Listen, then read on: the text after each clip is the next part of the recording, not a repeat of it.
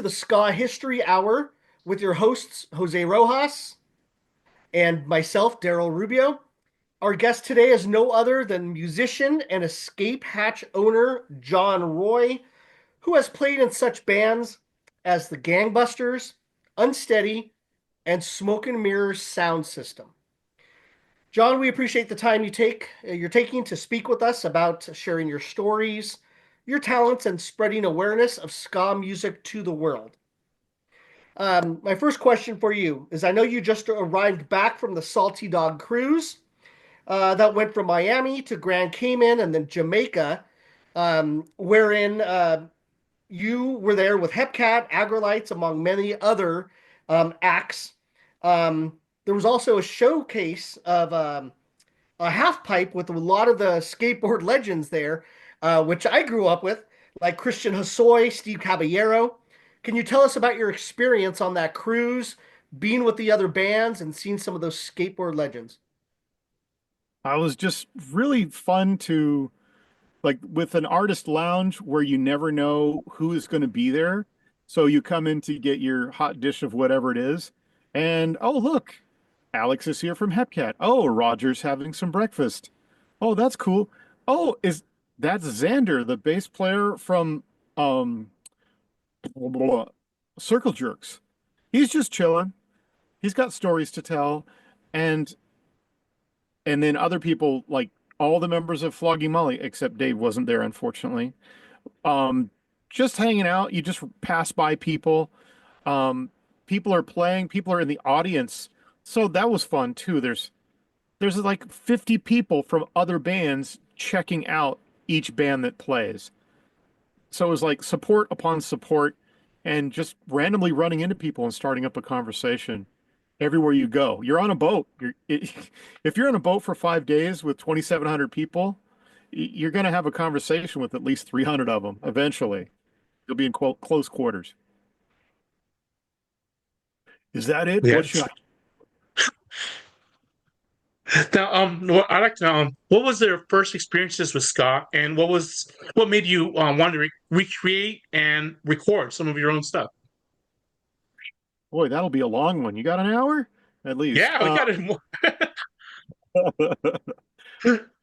Well, my sister Sabrina, she's 7 years older than me, and she played clarinet in high school. And in 1981, she brought home Dance Craze on an album, and she played it all the way through. And I listened through my wall next door to her room, and then she let me get in and take a listen to the whole thing with her. And I think at some point we got a VHS tape of it. I don't know if it was a bootleg or we found it somewhere like a year or two later. But I was fascinated by everything I heard and saw, looking at the liner notes and pictures and like, this, where is this music coming from? This is not on my radio. This is amazing. This isn't on TV. And then MTV came along and we got to see bands like Madness on the Young Ones, or we saw Ghost Town as a video from the specials. And it was like, I need to do this. I need to be part of this. This is a perfect, to me, it was kind of like a perfect world, or like a world that was what I would want to have, you know? Seeing two tone, seeing men and women, black and white, all these cultures playing together, this music, I didn't even know that it was basically like bringing Jamaican music into the, like the punk world. I didn't know any of that stuff. It was more of a like, this is amazing. But then after I read the liner notes and look at it over and over again, I'm like, okay, I need to buy records from every single band that is on this Dance Craze album. So I bought Specials records, I bought Madness records, I bought Bad Manners records, I bought English Beat records, and I look at all then, you know, kids. There was this thing before the internet. It was called liner notes. You read them. Um, Reading the liner notes, I'm like, well, why does it say this guy P. Buster wrote like 17 of these songs and all these different bands? And then like the equals and just over and over again, like, wait a minute. So these are covers? and I didn't even know what covers were at the time. So then I need to like go to the record store and find out whose names go with this stuff.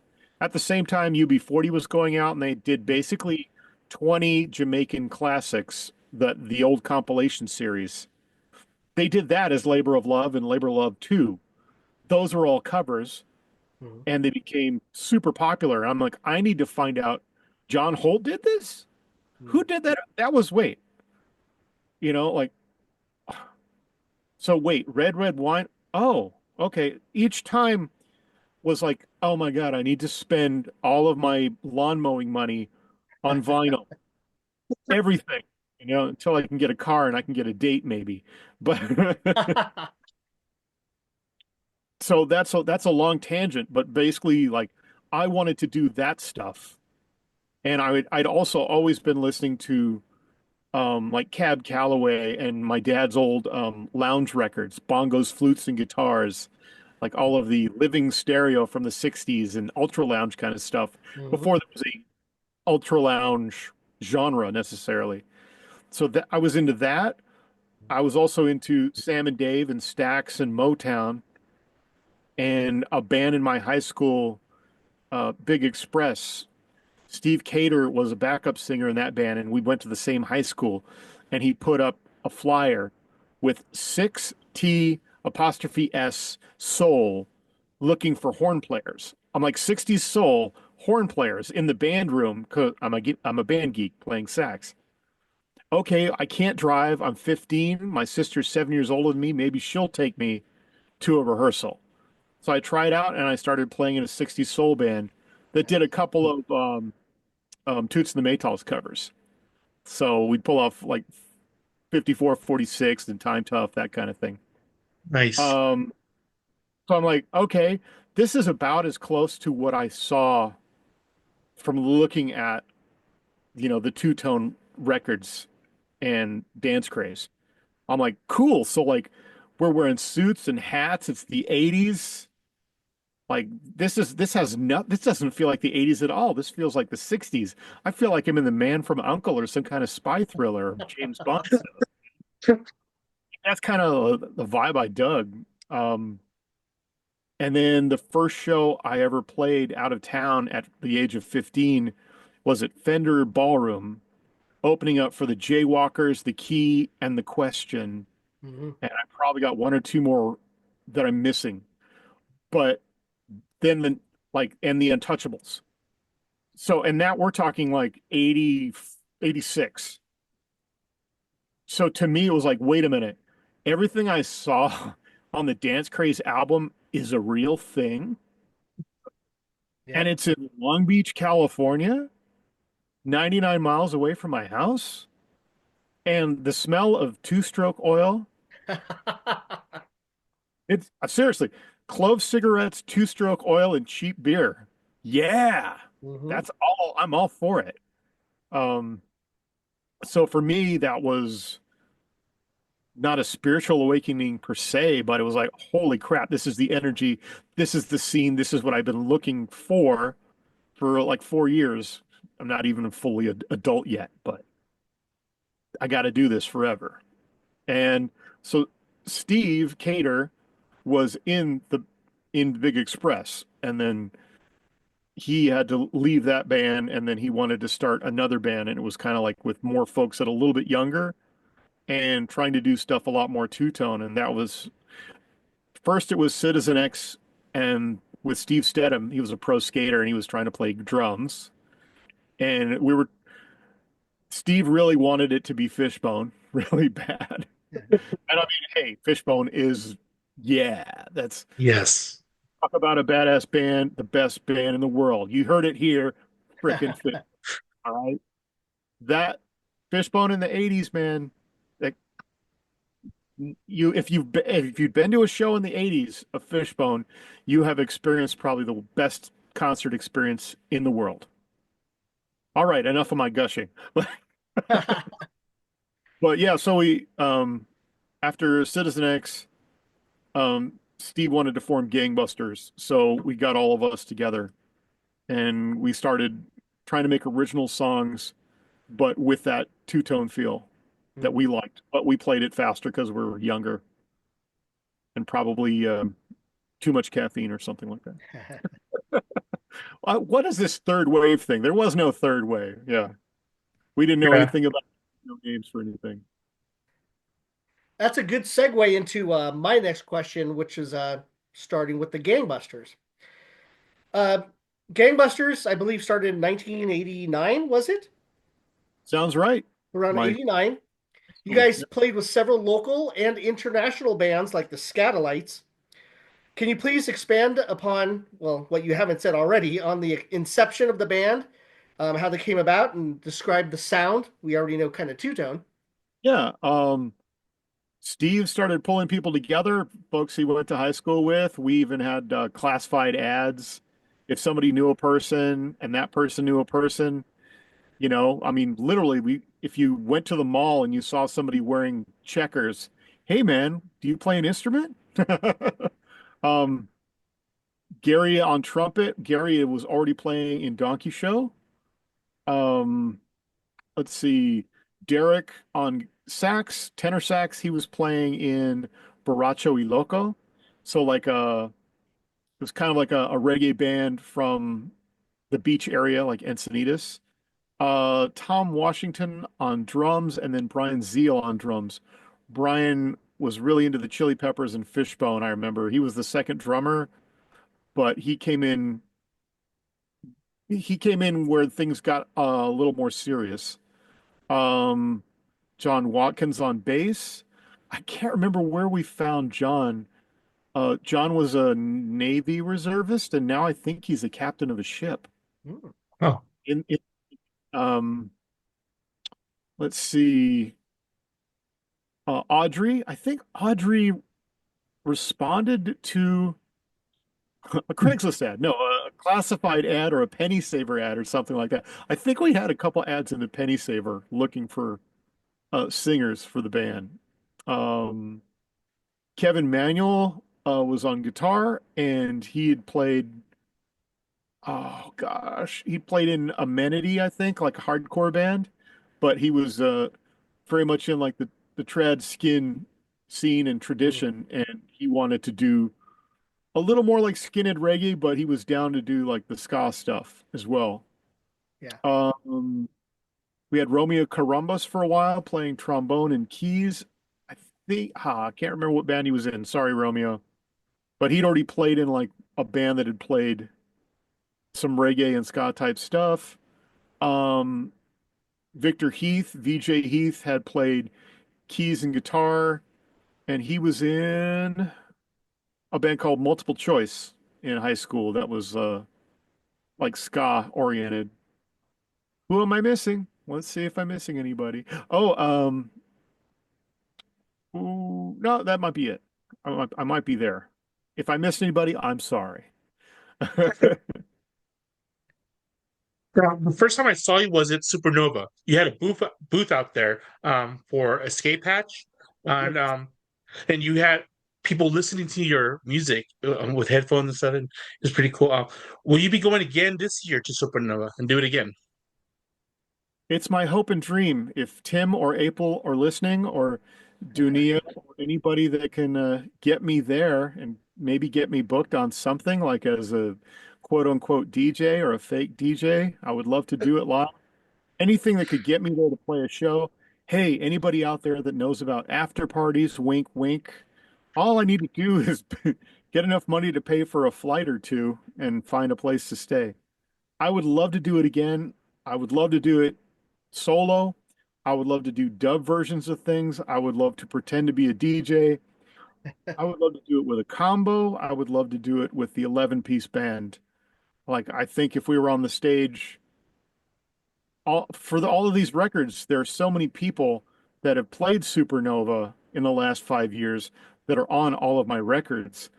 I just think it would be fun to have us as kind of a backing band for an insane 27 people on stage kind of a situation. Yeah, I yeah. So do I plan to? I hope to.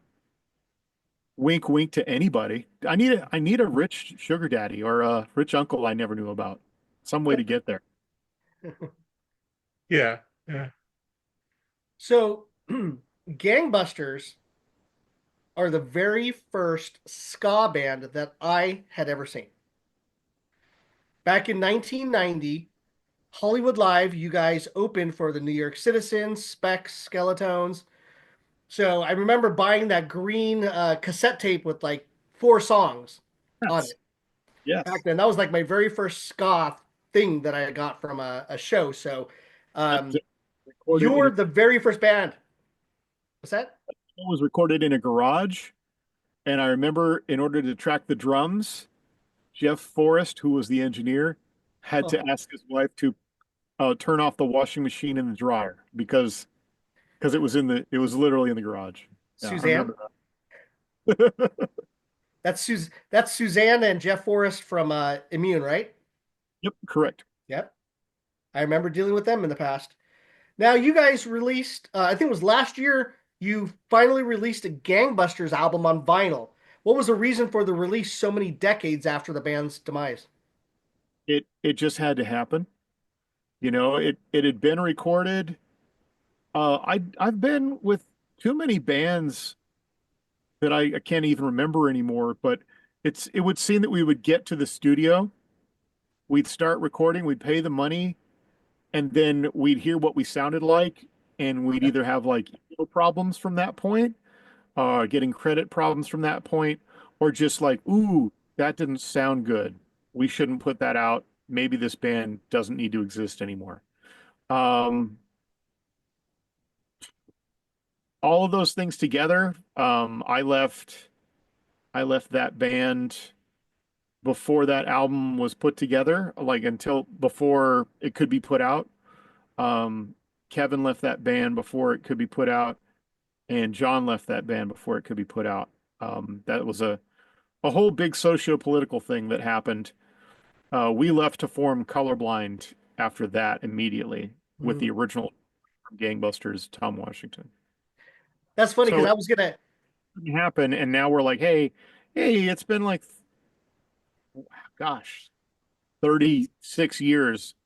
If we don't put this out, it's never going to get put out. Why not? I'll just do it. Don't worry about it, guys. I'll foot the bill. I'll just do it. So, It's funny that you mentioned colorblind because I was gonna touch on that. I think I've seen you guys once, and it was opening for the Selector. I think yep. was in Riverside. I think, Yeah. right? Okay, I do remember that show. Yeah.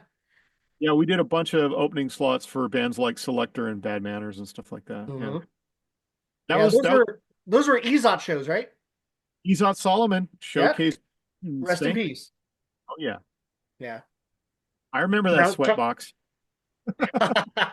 I do too.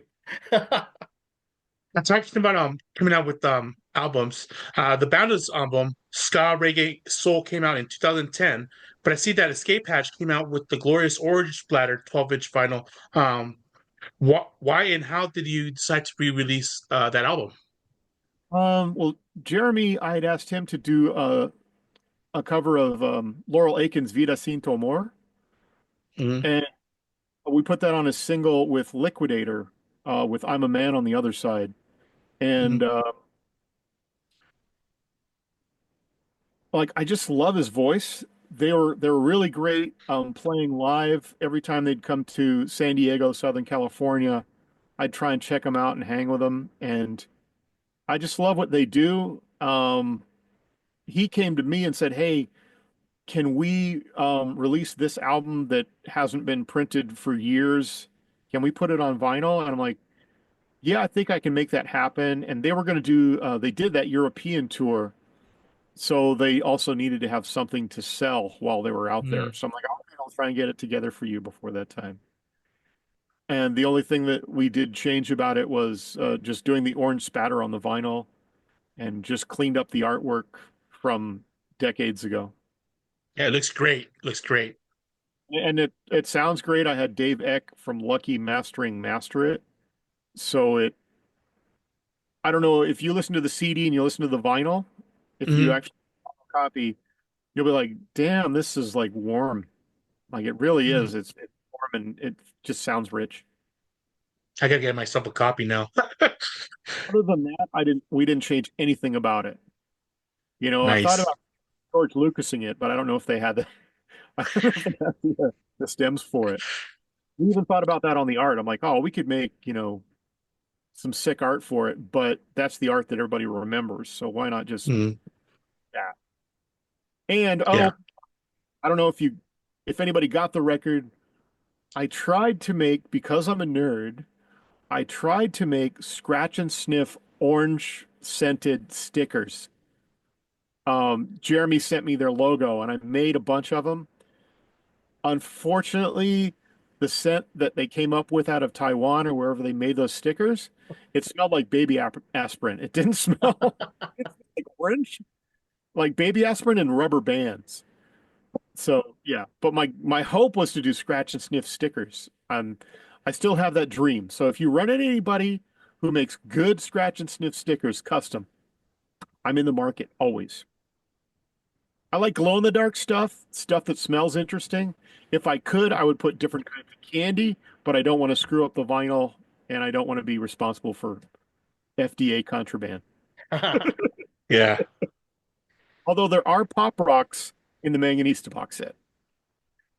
So I found a flyer from what we were talking about. Woo, look at that.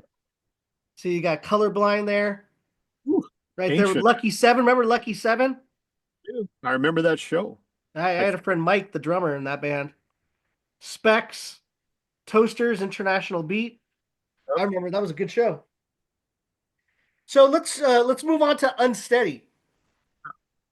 So your band Unsteady started at what, 93 around? Is that correct? 92. 92. Oh, 92. 92. You Unsteady released 3 albums, I believe. Is that right? Yep.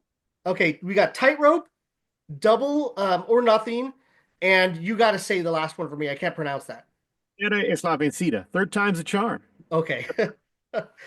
With a Now, number, double or nothing, number two. So right. So Tightrope was originally released, and we were talking about with Suzanne and Jeff from Immune Records um, on that one. After that, you guys moved on, and I believe Double or Nothing was on Asian Man. Is that right? my part. Yep. Okay, Yep. Asian Man. And then the last one that I can't pronounce, Three Times a Charm, was your own solo thing, right? Your escape hatch? Yeah. Well, before I kicked off with Mike Buckmiller of Satanic Puppeteer Orchestra, Oh we yeah. got together and he's my partner in the record label. And yeah, I just decided I'm going to put this thing out with my own money. And I did. And I also wanted to do like fun stuff like Coke bottle green for the vinyl. And I wanted to have Zoltan on the front. And it's sort of like, you got to do something to make it happen. The first Smoke and Mirrors record I paid for myself too, just to get it out. The same with the Oh, second yeah. one.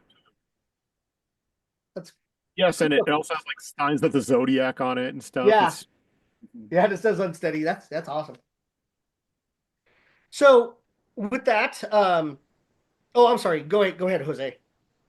And say you're talking about Smoke and Mirrors. Smoke and Mirrors Sound System has a couple shows coming up, right? In May 9th and 10th in Long Beach and the Glass House with the Slackers.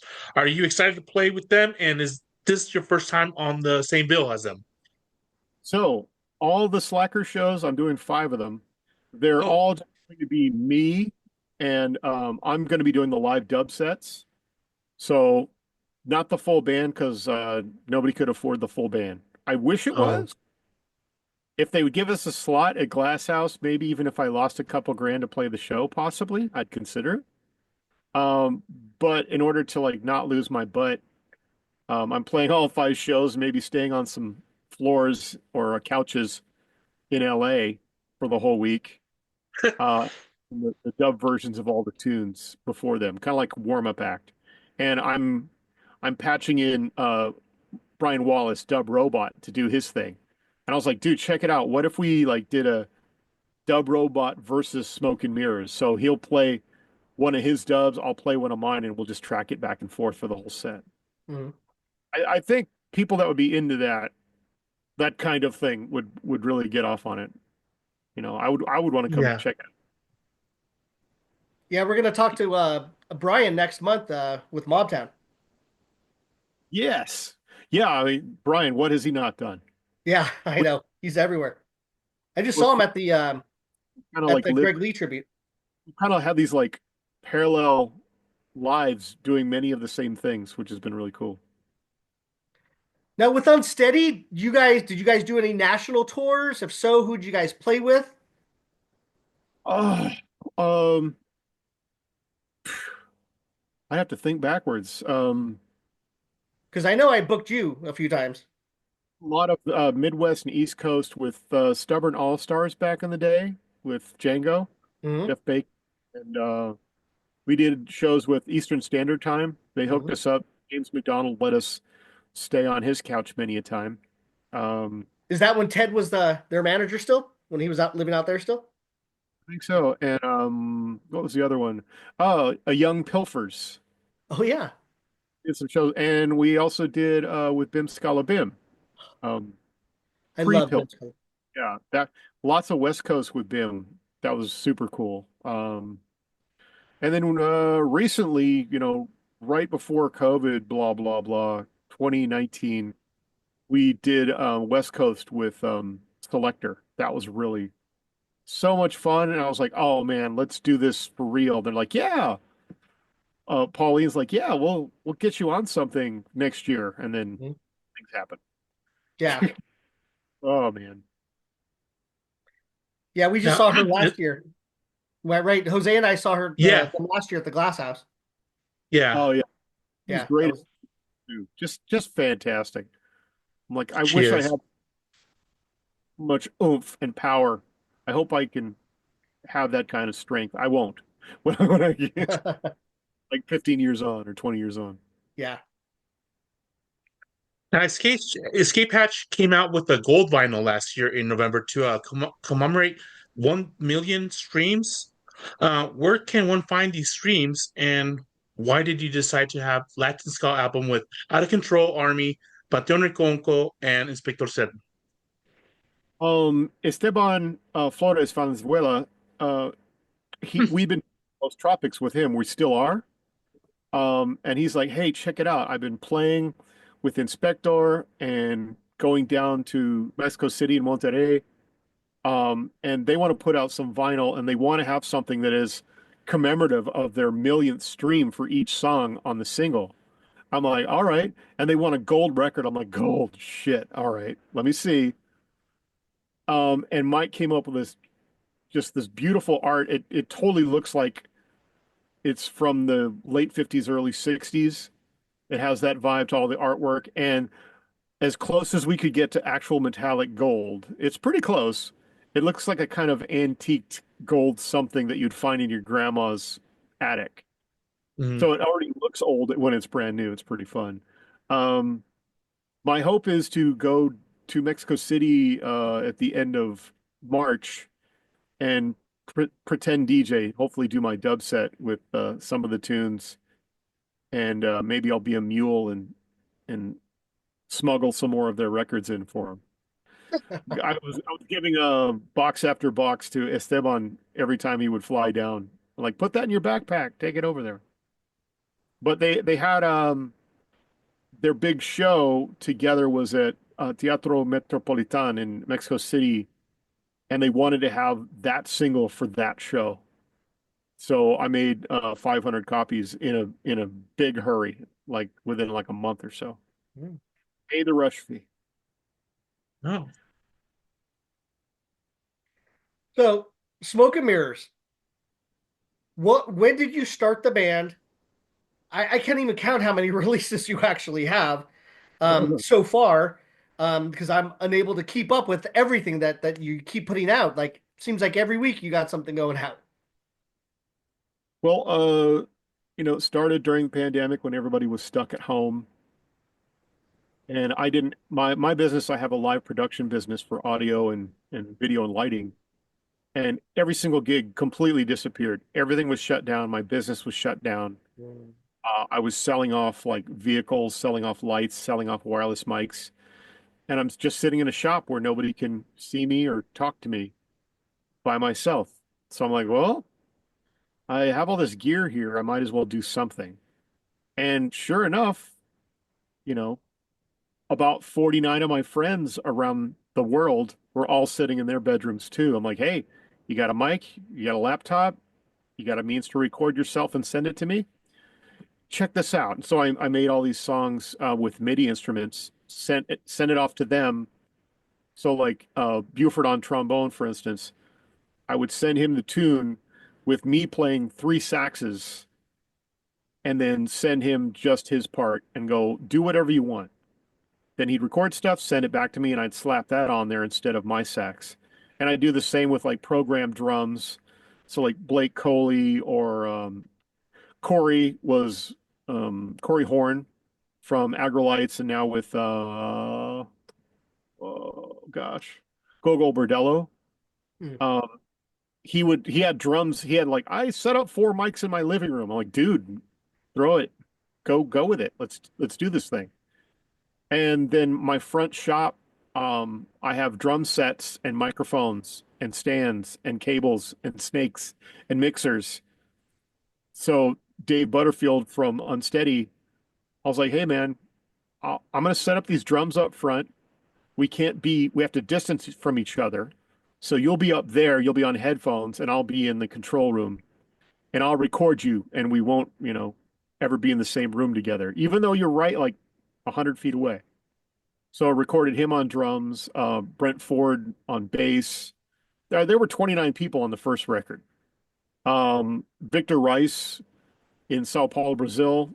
He, I sent him the stuff with like MIDI bass and said, "You're a much better bass player than this part. I'm sorry, but you get the idea." And he would substitute the part and send it back to me. And just over and over again, people around the world were sending me stuff. I'm like, this is my dream band. You know what I mean? Like, if I could just have all these people in a room, I have never actually had everybody in the same room at one time. That would be my dream again, going back to Supernova, is to get like 30 of these people together and Mhm. do these songs together. It'd be really fun. What did I just ramble and get nowhere? I got Now, with all that you have accomplished, what else would you like to do and tackle in the future? the thing that's only been done, I think three, maybe four times, and that is I want to do festivals like a Supernova, but something that has a video wall. The whole point of this and still is, I'm an old fat white guy. I don't want to go to see an old fat white guy at a show, maybe unless he's a comedian. So I did Smoke and Mirrors sound system because it's smoke and mirrors. It's not real. There's no sound system. There's nobody. There was no band when I made it. So what I want to do is be the man behind the curtain on that. And now with a full band, we've done the entire band with the drummer with a click track. And when you see us on stage with a video wall behind us, you get the full band playing for real live all the songs, but you see the videos in sync in real time on a huge TV. And it's sort of like if I could do a visual, when you're at a show now, this is what it looks like. Yeah, cool, man. Right on. People just looking down at their phones. And then when they see that there's a video wall and the band is playing, they look up and then the phone comes up when they start recording it. I know that I've engaged with people who are completely disengaged when I do that. So my goal is to do something like that on a tour situation, or at least on a few festivals. That's my goal. That's very Um, interesting. Very cool. we're working on doing that with just a quartet. We have two dates coming up at the end of June, if it confirms, in France, in Paris and Champagne. So that's my other goal is I want to play Fuji Rock. I want to play Japan. I want to play all of these festivals. I think that I love this music so much. I feel like people will take it in and get the same feeling that I got when I first heard Dance Craze. Like Yeah, yeah. what I'm talking about. Like when you're like, ooh, I just got goosebumps because this is so good. I want to give that feeling to other people that I've never met yet. So there you are. It's a little goal, just tiny. Yeah. Need its backing by a billionaire, possibly. Not an evil billionaire. Wait, they're all evil. Okay, a millionaire, perhaps. Well, Mark Cuban sold the Mavs, so he's got some money now. Oh yeah. So I know between all your bands, you've played with different types of shows. You played with ska punk bands, you played with two-tone bands, you played with trad bands, just all over the place. Your music just, speaks to all kinds of different people, which is great. We're For like the weather. you, go ahead. We're like the weather in South Dakota. Yeah, exactly. Change. Yeah. So basically, what is the type of crowd and genre and environment that you actually thrive on? That because I know musicians feed off the crowd. What type of show like that do you feel you get the most vibes? I guess you could say from. I like seeing other musicians in the audience, and I keep saying it over and over again. I'm proud of it. I'm kind of a nerd. I like stuff that's glow in the dark. I like flashlights. I like Legos. I like Star Wars toys. I guess now it's almost hip, but I want those people. For me, people that were hardcore in one way and only in one direction for whatever they saw for a scene, those were the people that got in fights in the parking lot. Those are the people that were like, "Hey, bro, get me in for free." Those were the people that would fold their arms when you didn't play the kind of song they wanted to hear, and they'd even turn their backs on you or the other band. What I want is the people like me that just like, hey, if this is good, I don't give a damn what it is. I want to see it. And so I want those people. I want folks with the open mind to it that understand where it is that I'm coming from. I don't play the stuff because I'm trying to sell you on something necessarily. I play it because I just love it. All of it. Each song is like my baby, you know. I Yeah. don't not a banger in it, I just love every tune. Uh I don't know if that was a good description, but there you go. I want nerds, man. I want more people into it. So we can go with some personal things now. What are some of your favorite bands, not just ska, but any type of bands, but this is a ska history hour, that are currently playing today that you are a fan of, that you gravitate towards their music? Well, still Fishbone, uh, Mariachi El Bronx, like I said. I mean, that's hip. Calexico Live. Have you seen Calexico? I mean, freaking amazing band. Flogging Molly was always because they're friends and they're awesome. Um, Trying to think of who I've seen lately, because those are all the folks I've seen lately too. Um, I would say Gorillas because the concept is pretty amazing. Mhm. Um, if there was a Wu-Tang Clan could just like magically recreate, I would go see it. Yeah, minus ODB, right? I know. Pull one out for 'em. Um, Hell, I'd love to go see Tom Waits. Imagine if he had like a combo doing like some greasy, dirty old jazz type stuff, blues Mhm. type. I'd be into that. David Byrne. If I Oh had yeah. a massive amount of money, I'd love to go see his show. Uh, there's a lot of people that are gone that I wish I could see. Like Bowie. Yeah. Imagine seeing Bowie at the Glass Spider tour again. That would just blow my mind. Yeah, Who? you released that what was it, a Bowie song or something with Yeah, Mida? singing Bowie's Let's Dance. Yeah. It was reggae. Yeah, that was good. I have that 7-inch that we were talking with Mida last week or something about it. That's wild too because when I mentioned it, everybody see that's what's cool about badass musicians and badass like vocalists. They're into all kinds of stuff. So when I said, "Hey, Chris, what do you think of doing Bowie's Let's Dance. And he's like, and if you say run on the phone, he's like, I'll run with you. And I'm like, okay, so you like it? And he's all, fuck yeah. I used to like, we used to jam Bowie all the time on tour with Fishbone. And you've seen like them doing a whole bunch of Bowie tunes as well. Hmm. And then like Mark Lynn from Stubborn All Stars and Slackers back in the day, he played bass on that. And I was like, what do you think of doing that? He's all, oh my God, really? I mean, I was hoping to do a version of that before you talked to me. And like Jason Nugent, Agent J from the Slackers, he's like, oh, you mean like on the guitar? I'm like, yes, that, you know.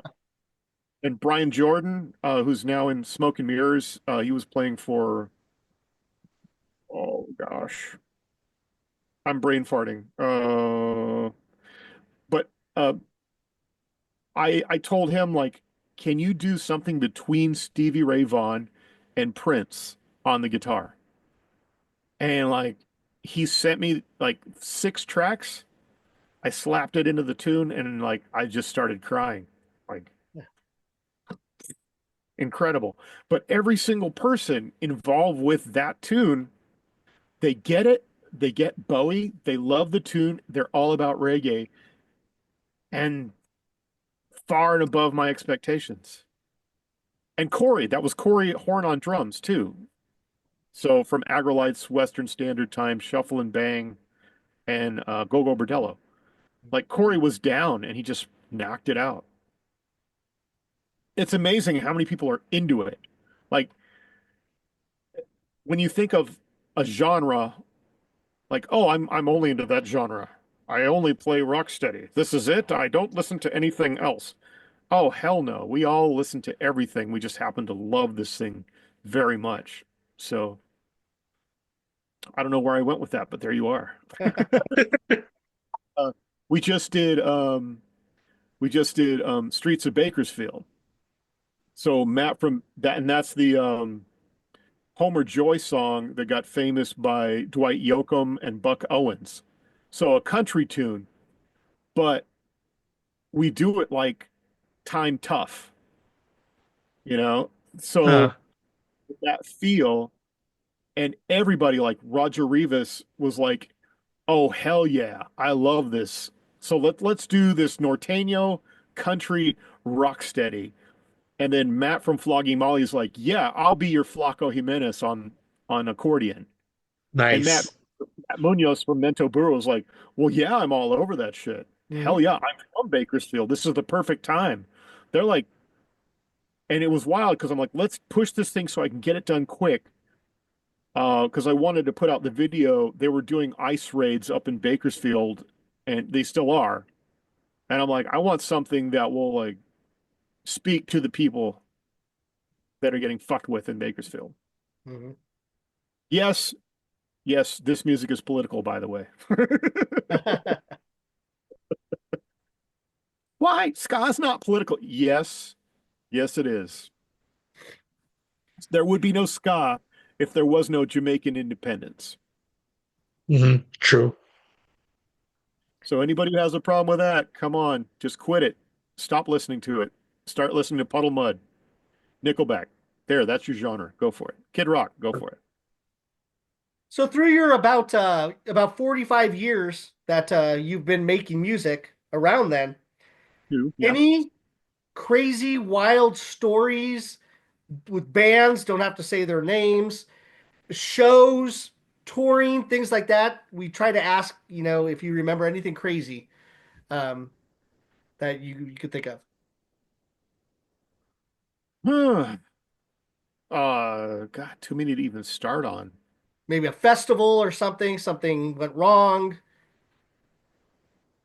something great, some legend that came to your show or something. Oh, nothing truly comes to mind. I mean, I just did flogging Molly cruise, and that was like that was a assault on the senses. There was so much going on. Right. I just sort of been around so much stuff. I'm not surprised by anything anymore. Ah, wait, you got me. Uh, Tijuana. Iguanas in Tijuana, 1989, I believe. Buster Blood Vessel got just blitzed in Tijuana at Peanuts and Beer, I think it was. And they had bathtubs full of beer backstage for the bands.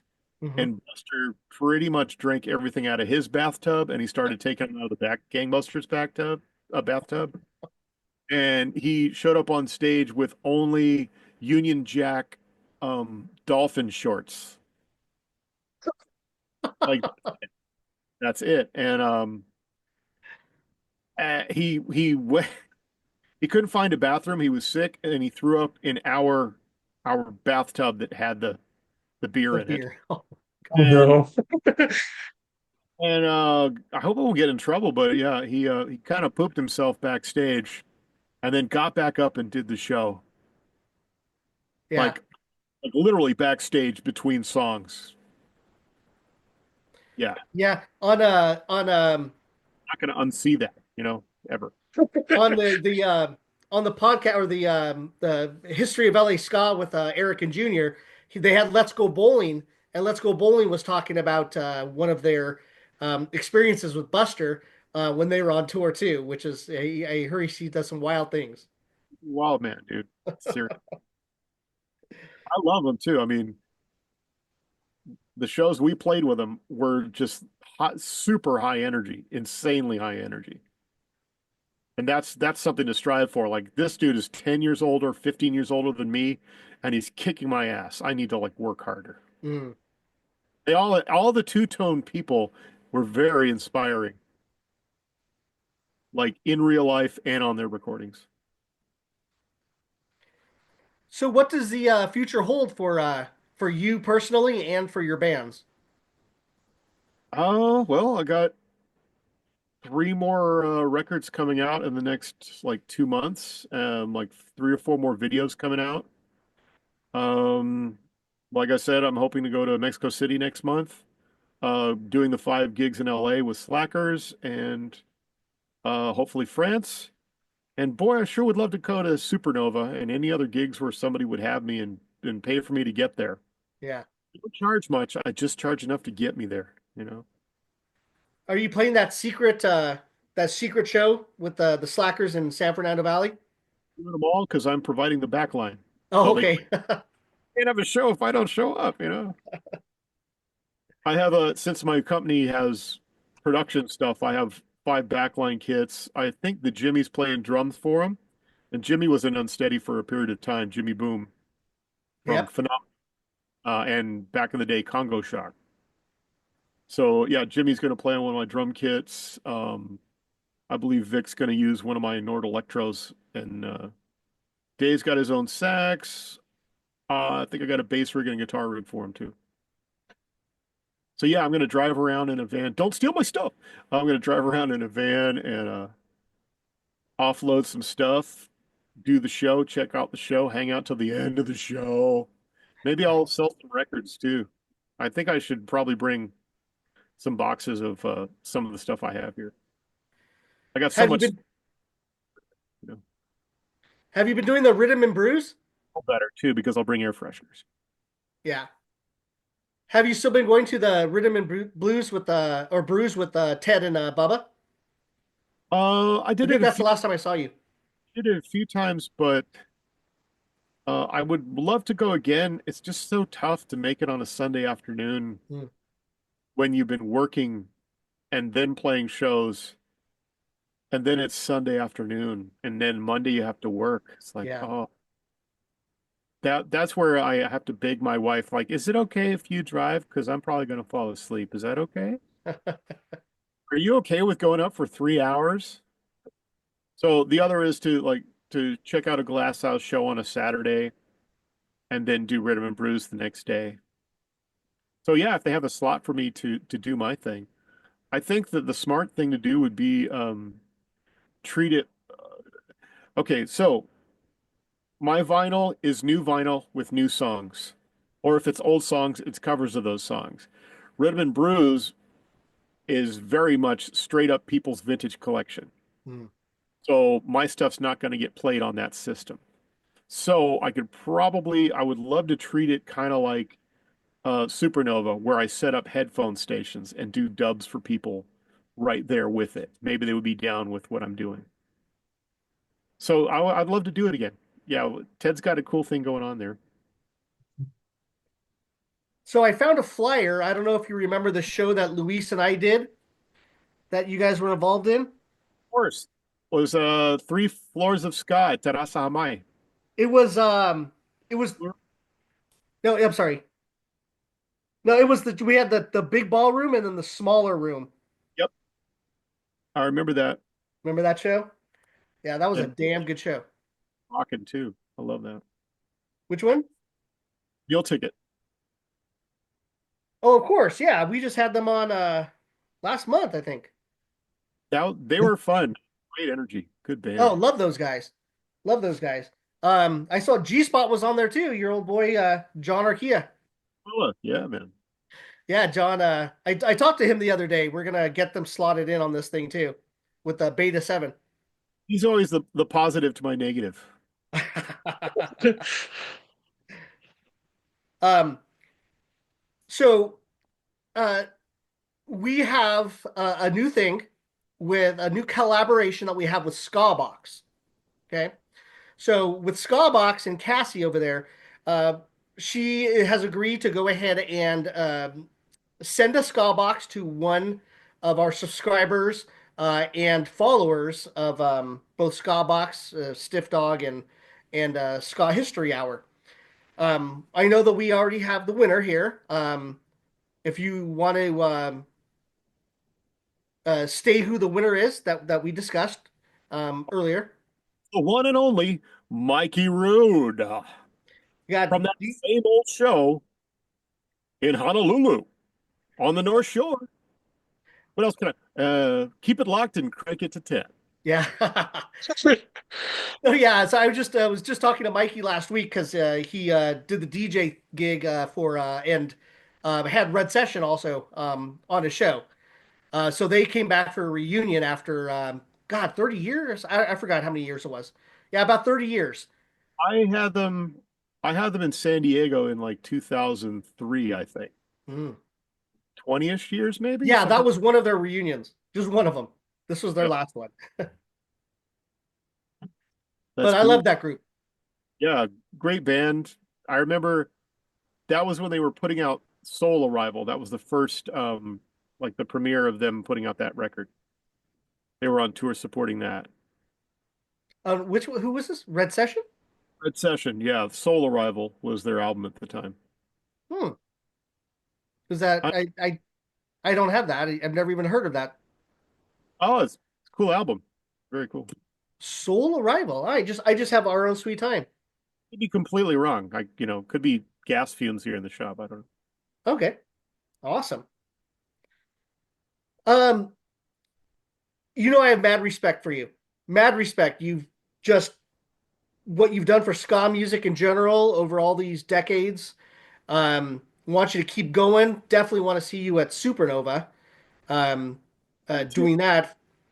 If there's anything we could do to help out, if anyone's listening, like you said, Tim and April, we got to get at least John out there to do something with you guys. Was there any last words that you had for our viewers? Anything you want people to know? Anything that's upcoming? I know we asked that, but any shows that you have that are local to either you in San Diego or us up here in LA, besides your DJ stuff with the Slackers? Oh, we also have coming up on the 14th at the Belly Up Tavern in Solana Beach with we're opening up for Save Ferris after what 30 years? Oh my God. I think we played with them in like 97 and 98. Yeah, so we're doing that Mhm. May 14th, Friday the 14th. Um Check out the videos. Say hi and look at the next videos coming up.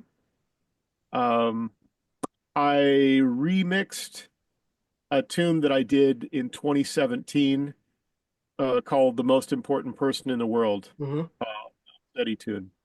And there's going to be a new AI video from my AI couple that lives in Montreal. And the tune is a lot more. It's a bit more smoke and mirrorsy, because it already has five of the people from that, but I changed a few more people in it and remixed it to go with the video, and yeah, a more political good times. And all I could say is it's Gulf of Mexico. That's all I can say. Gulf. That's It's a Teresa. great, excuse me. It's a great way to end it. So, so John, we appreciate everything. Thank you for taking the time to speak with us on the Ska History Hour. Mikey Rude, look out for that ska box. Cassie's going to be sending that to you out there. Keep playing those ska tunes out there and spreading the word about the ska music. John, appreciate everything. And really, you should call it the Bearded Man Hour because look at us. We're all gentlemen with beards today. Yes. We'll definitely look into that. All right, John, appreciate the time. We'll go ahead and get this going. Um, appreciate you. Hope to see all the good things you're doing in the future. Thanks for having me. All right. Thank Thank you. you, John. Take care. Bye-bye.